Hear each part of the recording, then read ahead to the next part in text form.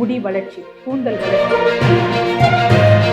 இப்படி பண்ணா முடி நல்லா வளரும், இப்படி பண்ணா முடி வளராது அப்படின்னு.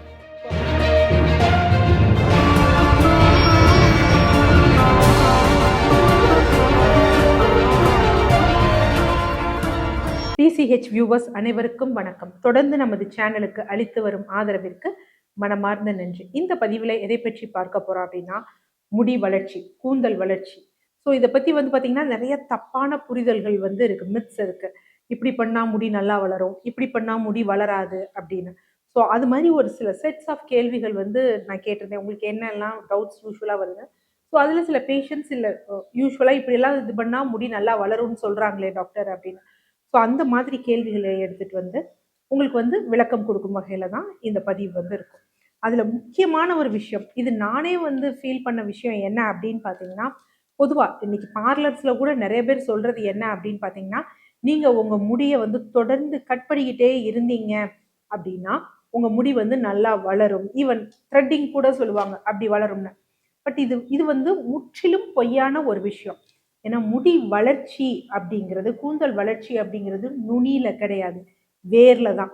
யூஸ்வலா என்ன அப்படின்னு பார்த்தீங்கன்னா, முடி இந்த வேர்க்கால்கள்ல தான் அந்த ஃபாலிகல்ஸ்ல இருந்து வளரும். அது வளர வளர என்ன ஆகும் அப்படின்னு பார்த்தீங்கன்னா, பின்னாடி மூவ் ஆகும். ஸோ அதனால நம்ம முடியை ட்ரிம் பண்றதுனாலயோ கட் பண்றதுனாலயோ நம்ம கூந்தல் வளர்ச்சி அதிகமாகும் அப்படிங்கிறது பொய். அதே மாதிரி எவ்வளோ ஆனாலும் மேக்சிமம் ஒரு மாதத்திற்கு ஸோ முடியோட வளர்ச்சி பார்த்தீங்கன்னா ஒரு 1/2 இன்ச்சு தான் இருக்கும், அதுக்கு மேலே இருக்காது. ஸோ அதனால நம்ம மொட்டையடிச்சோம், ட்ரிம் பண்ணோம், இல்லை ஹேர் கட் பண்ணோம் அப்படின்னா முடி ரொம்ப லென்த்தியாக வளரும் அப்படிங்கிறது தப்பான ஒரு விஷயம். அடுத்து என்ன அப்படின்னா, நம்ம முடியை ஷேவ் பண்ணோம் இல்லை பார்த்தீங்கன்னா கட் பண்ணோம் அப்படின்னா முடி நல்லா அடர்த்தியாக வளரும் அப்படிங்கிறதும் இருக்கு. இதுவும் தவறான ஒரு விஷயம் தான்.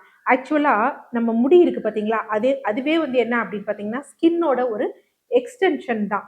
ஸோ அதே மாதிரி இது என்ன அப்படின்னு பார்த்தீங்கன்னா டெட் செல்ஸ் தான். ஸோ என்ன ஆகும் அப்படின்னு பார்த்தீங்கன்னா, இந்த டெட் செல்ஸ் தள்ளி தள்ளி போக போக என்னன்னா, யூஸ்வலா அது ரொம்ப இதாக போகும் பொழுது மெல்லிதாக ஆகும், தின்னிங்காக ஆகும்.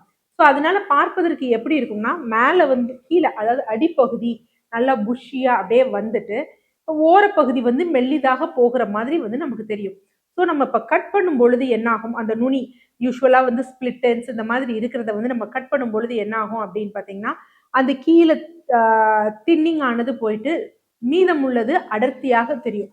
ஸோ அதை வச்சுட்டு நம்ம என்ன நினைப்போம், ஹேர் நம்ம கட் பண்ணால் திக்காக வளரும். அதுவும் பொய்யான ஒரு விஷயம். அடுத்து என்ன அப்படின்னா, அடிக்கடி தலை குளித்தால் நமக்கு பார்த்தீங்கன்னா முடி உதிர்தல் அதிகமாகும். இது நிறைய பேருக்கு இருக்கக்கூடிய ஒரு விஷயம். நான் தலைக்கே குளிக்கிறது இல்லை, தலைக்கு குளிச்சேன்னா முடி கொட்டுது, அவ்வளோ கொட்டுது. பாத்ரூம்ல பார்த்தீங்க அப்படின்னா அந்த தண்ணீர் போற இடத்துல அவ்வளோ முடி இருக்கு, டவல்ல அவ்வளோ முடி இருக்கு அப்படின்னு. ஆக்சுவலா குளித்தல் அப்படின்னாலே உடம்பை குளிர்வித்தல். மேலுக்கு குளிக்கிறது, தலைக்கு குளிக்கிறது அப்படின்லாம் கிடையாது. உச்சந்தலையிலிருந்து உள்ளங்கால் வரை என்ன அப்படின்னு பார்த்தீங்கன்னா தண்ணீர் ஊற்றணும். ஸோ யூஸ்வலா நம்ம தலைக்கு குளிக்கும் பொழுது என்ன ஆகும் அப்படின்னு பார்த்தீங்கன்னா, நம்ம தலையில ஒரு எண்ணெய் சுரப்பி இருக்கும், சீபம் செக்ரீஷன்.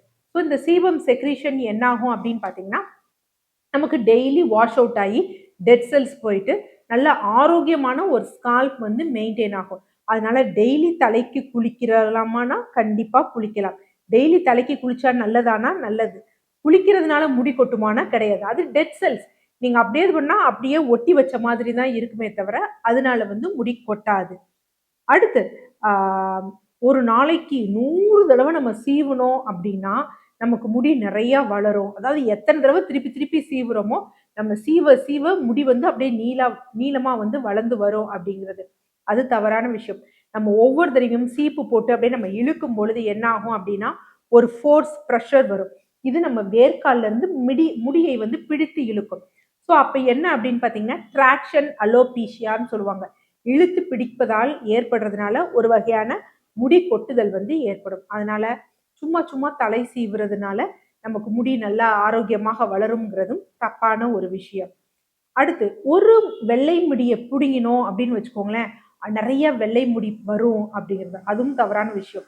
ஸோ வெள்ளை முடி இருக்குது, ப்ரீமெச்சூர் கிரே ஹேர் இருக்கு, இல்லை கிரே ஹேர் இருக்கு அப்படின்னா அங்க இருக்கக்கூடிய அந்த நிறமி குறைஞ்சு போயிடுது, ரத்த ஓட்டம் சீரில்லை, இல்லை இதை தவிர பல காரணங்கள் இருக்கு. இது உடல் முழுவதும் எல்லா முடிகளுக்கும் இது வந்து அப்ளிகபிளா தான் ஆகும். இந்த முடி இது பண்ணதுனால பக்கத்துல இருக்க முடிக்கு இது பாதிப்பு ஏற்படுங்கிறது கிடையாது. ஆனா நம்ம எடுத்த பிறகு அடுத்து அந்த முடி விழுந்துட்டு பக்கத்துல இருக்கக்கூடிய முடி விழுந்துட்டு அடுத்து வளரக்கூடிய முடியும் அந்த மாதிரி ஏதாவது குறைபாடோட தான் வரும்பொழுது அது வெண்மை நிறமாக வரும். அதனால ஒரு வெள்ளை முடியை பிடுங்கினா ஒரு போதும் நிறைய வந்து பாத்தீங்கன்னா நரைமுடிகள் வரும் அப்படிங்கிறதும் தவறான ஒரு விஷயம். அடுத்து இந்த தலைமுடி உதிர்தல் அப்படிங்கிறது ரொம்ப கொட்டுது அப்படின்னா இது அம்மாவை சார்ந்து தான் வருது. அம்மாவுக்கு நல்ல முடி இருந்ததுன்னா பிள்ளைகளுக்கு நல்ல முடி இருக்கும், அம்மாவுக்கு முடி அவ்வளவா இல்லைன்னா பிள்ளைகளுக்கு முடி இருக்காது அப்படின்னு அதெல்லாம் கிடையாது. இது தாய் தந்தை 2 பேரோட மரபணுல இருந்து எதை வேணுமாவது குழந்தைங்க ஷேர் பண்ணிக்கலாம். அது முடியோட லென்த்தோ வளரும் தன்மையோ இல்ல சுருள் தன்மையாக இருப்பதோ இது யார்கிட்ட இருந்து வேணுமாவது இன்ஹெரிட் ஆகலாம், வரலாமே தவிர அம்மாவுக்கு இப்படி இருக்கிறதுனால அம்மா கிட்ட இருந்து மட்டும்தான் வரும் அப்படிங்கிறது நம்ம நினைக்கிறது தவறான ஒரு விஷயம். அடுத்து மன அழுத்தம், பால்னஸ் தலை வழுக்கையை வந்து உண்டு பண்ணும் அப்படின்னு வந்து சொல்லுவாங்க. அதுவும் தவறான விஷயம். நம்ம மன அழுத்தத்தில் இருக்கும் பொழுது என்ன ஆகும் அப்படின்னா முடிக்குரிய வேர்க்கால்களுக்குரிய இரத்த ஓட்டம் சீராகாது. எப்பயுமே மன அழுத்தம் இருந்தது அப்படின்னாலே உடம்புல ரத்த ஓட்டம் வந்து சீராகாது. குறிப்பாக தலைக்கு போகக்கூடிய அந்த முடியோட வேர்க்காலுக்கு போகக்கூடிய இரத்த ஓட்டம் சீராகாது. சீரா இல்லாததுனால என்ன ஆகும் அப்படின்னா முடிக்கு தேவையான அந்த சத்துக்கள் வந்து கிடைக்காது. சத்துக்கள் கிடைக்காதனால என்ன அப்படின்னு பாத்தீங்கன்னா யூஸ்வலா டெலோஜன் அப்படிங்கிற ஒரு ஃபேஸ்ல இருக்கும். அந்த முடி வந்து அதிகமாக கொட்ட ஆரம்பிக்கும். ஸோ அப்படி வந்து கொட்டி தான் பிரச்சனையை வந்து உண்டு பண்ணுமே தவிர ஸ்ட்ரெஸ் இருக்கு, அதாவது அப்படி உண்டு பண்ணி ஆண்ட்ரோஜெனட்டிக் அலபீஷியான்னு சொல்லுவாங்க, ஒரு வகையான முடி உதிர்தலை வந்து ஏற்படுத்தும்.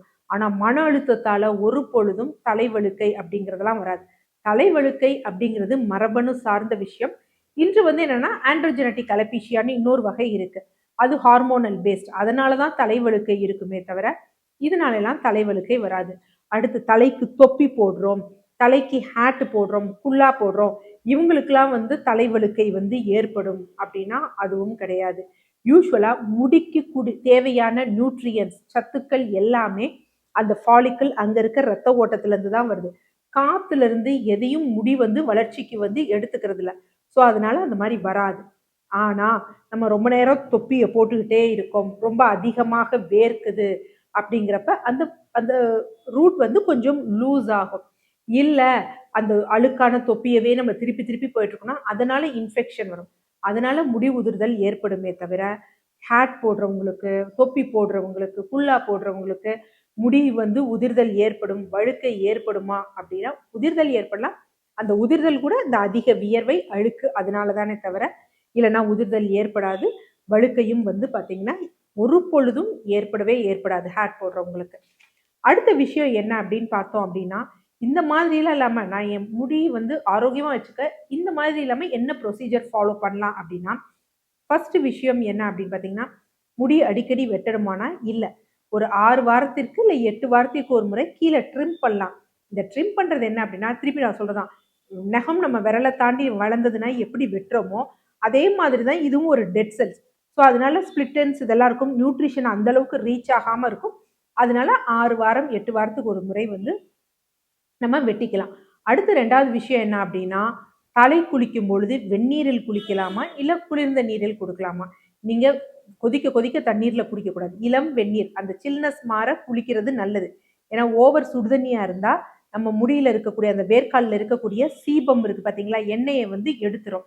ஆனா என்னதான் வெந்நீர்ல எடுத்தாலும் கடைசியா ஒரு ஹேர் வாஷ் வந்து என்ன அப்படின்னு பாத்தீங்கன்னா நார்மல் வாட்டர்ல நம்ம கொடுத்தோம் அப்படின்னா முடிக்கு அதனோட ஷைனிங்னஸ் வந்து அப்படியே ரிட்டைன் ஆகும், சீக்கிரம் வந்து ட்ரை ஆகிறது போன்றவை வந்து ஏற்படாது.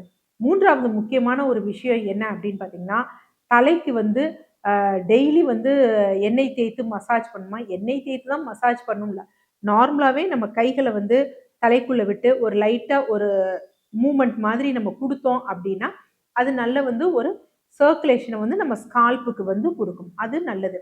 அடுத்து முடி வளர்ச்சிக்கும் முடி உதிர்தலுக்கும் நம்ம எடுக்கக்கூடிய சத்துக்கள் வந்து ரொம்ப முக்கியம்.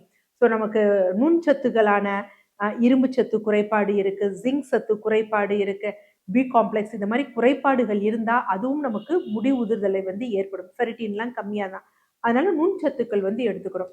ஸோ அசைவம் சாப்பிடுபவர்களாக இருந்தா புரதம் ரொம்ப முக்கியம். முட்டை தாராளம், முடி உதிர்தல் அதிகமாக இருக்கிறவங்க தினமும் ஒரு முட்டையை வந்து எடுத்துக்கலாம். அதுல பயோட்டின் இருக்கு, ரொம்ப வந்து நமக்கு நல்லது. அதே மாதிரி பழங்கள் சாப்பிடலாம், ஆரோக்கியமா இருக்க இரும்பு சத்துள்ள உணவுகளை எடுக்கலாம். அசைவம் சாப்பிடுபவர்களா இருந்தா ஈரல் போன்ற உணவுகளை வந்து எடுத்துக்கலாம். முருங்கைக்கீரை சூப் ரொம்ப நல்லது. ஸோ அந்த மாதிரி சூப்பை எடுத்துக்கலாம். பழங்களும் எடுத்துக்கலாம். ஸோ இந்த மாதிரி உணவு முறைகள்ல நம்ம நுண்சத்துக்களை மெயின்டைன் பண்ணாலே நமக்கு இந்த முடி உதிர்தல் வந்து அதிகம் இல்லாமல் இருக்கும். வளர்ச்சியும் ஆரோக்கியமாக இருக்கும். நன்றி.